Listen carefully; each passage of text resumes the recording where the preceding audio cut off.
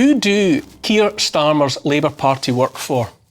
As the ruling party of Britain, they are, notionally at least, supposed to serve the British people.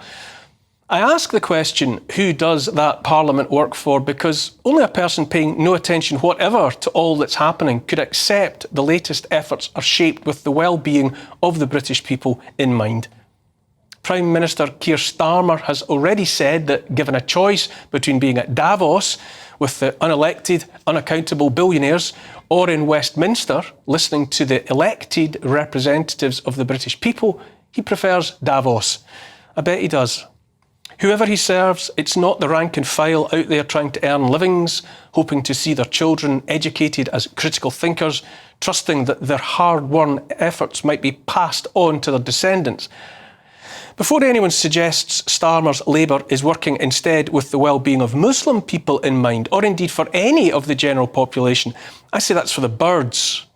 In October last year, when asked on LBC whether Israel had the right to cut off water and power, the right to besiege Gaza, Starmer said that yes, Israel had that right. Tens of thousands of women and children are dead in Gaza now. I say Starmer has been no friend, no sincere or consistent friend, whatever, of Islam either. To imagine Starmer sides with any everyday people is, I say, also for the birds. I say Labour's stance here in Britain is shaped with the intention of dismantling the edifice of Britain brick by brick, levelling it into the image of Airstrip 1, that province of the totalitarian superstate involving the renaming and repurposing of Britain as imagined by George Orwell in his novel 1984. I say Starmer and those around him, more specifically those he actually listens to, are using the groups so effectively divided one from another as the explosive mix with which to blow the place, so to speak, to bits.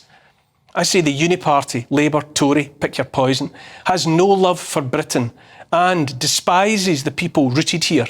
That population the Uniparty regards and seems determined to treat as impacted wisdom teeth they would rather see extracted.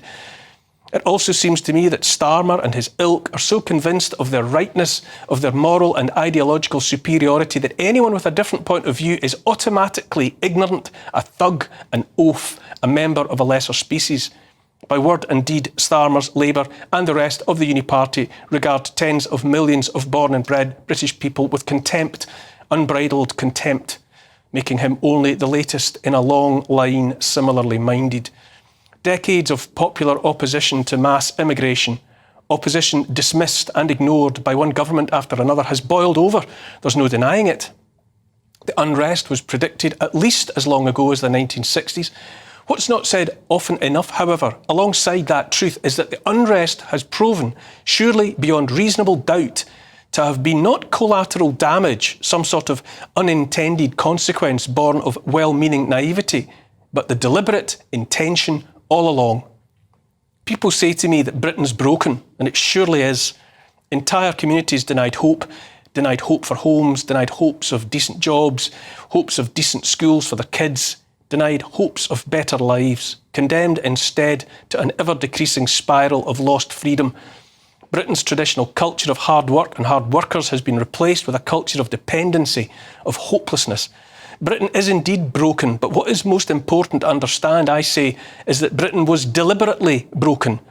Successive administrations looked on at a Britain that worked, literally and metaphorically, with domestic industries, domestic sources of energy, and set about its dismantling, planned demolition with a view to replacing a capable, functioning place with a dysfunctional dystopia inhabited by a dependent, submissive population dumbed down into compliance with endless supplies of seductive convenience. Convenience that's illusory. I say self-applied manacles instead. Starmer is a lawyer to trade and must surely be familiar with the concept of malice aforethought, of mens rea, the guilty mind. Unhappy, desperate, appalling consequences resultant from the deliberate, and I do mean deliberate, flooding of incumbent populations with millions of incomers from elsewhere, from anywhere, incomers with radically different ideas about how to live, were predicted not just in the UK but all across Europe. I say the flooding was and is deliberate, and I fail to see how any honest person confronted with the evidence could say otherwise. Now the consequences are before our eyes, and what is the response of Starmer and his government? The knee-jerk response in the face of those he and they regard as lesser, as oafish and thuggish, because they do not appreciate the rate of change imposed upon their communities. It's to seek to bully and to frighten millions of people into keeping their mouths shut, their phones in their pockets.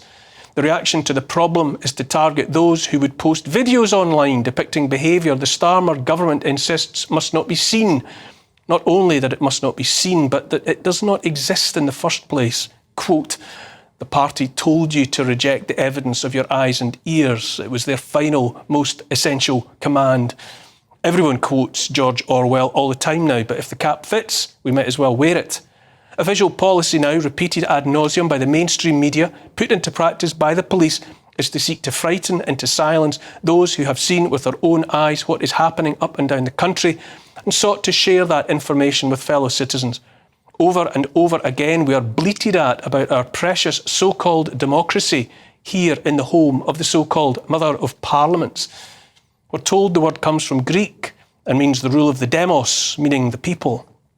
In recent months, I've been schooled in an alternative etymological understanding that suggests instead that democracy means rule by division, even divide and rule, which on present evidence makes a lot more sense. But what do I know?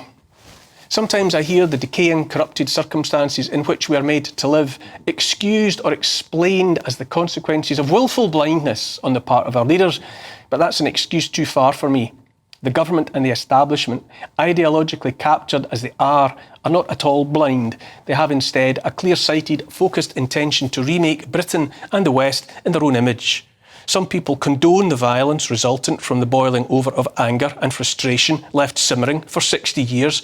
Some might even encourage that violence. I don't. But I do know the violence is happening. Neighbourhoods are destroying not just each other, but also themselves.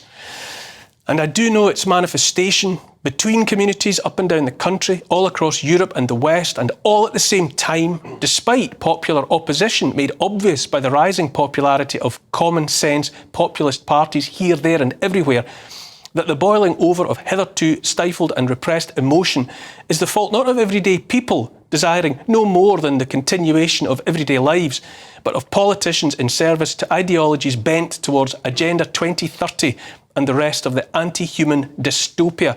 Because as sure as God made little green apples, the stoked and choreographed internecine strife we're seeing now, seeing despite the best efforts of the government and the mainstream media to misrepresent it or to hide it altogether, will shortly be used to justify, well, goodness knows what, martial law maybe, or lockdowns for community safety, followed by the rollout of digital IDs and the rest of the ultimate control and surveillance cage. Once again, the mainstream media has a case to answer when the BBC and Sky and others seek to portray one set of protests as peaceful and others as thuggish and racist. This is blatant distortion, fiction driven by an ideological agenda.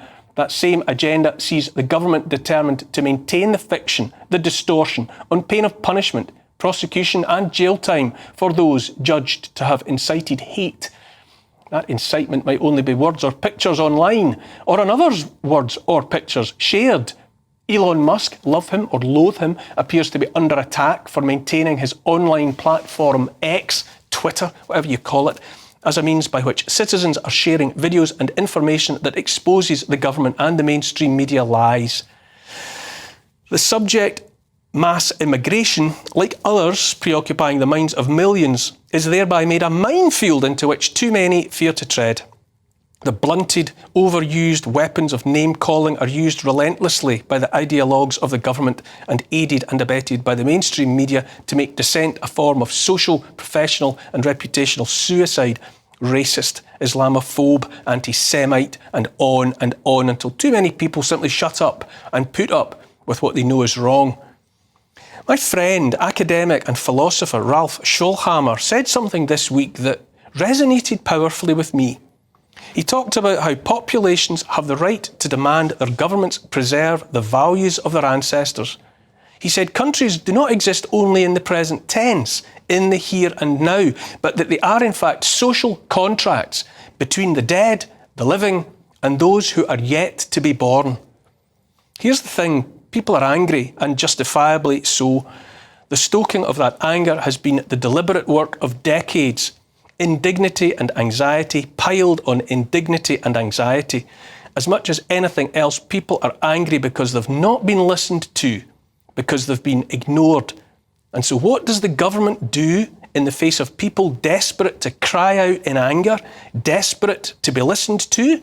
The government's immediate reaction is to shut those people up, to silence them. Glamis Castle, birthplace of the Queen Mother, is said to be haunted by a ghost they call the Tongueless Woman. The story goes that her tongue was cut out just before she was executed, and that her wraith roams the grounds, pointing at her bloodied mouth. She wasn't punished for telling lies. On the contrary, she was silenced forever because she had come upon a terrible truth and threatened to repeat what she had learned. We've learned so many terrible truths these few years just past. We had started to call them out. Now we run the risk of playing into the hands of those who would have us silenced again. We need honest voices more now than ever.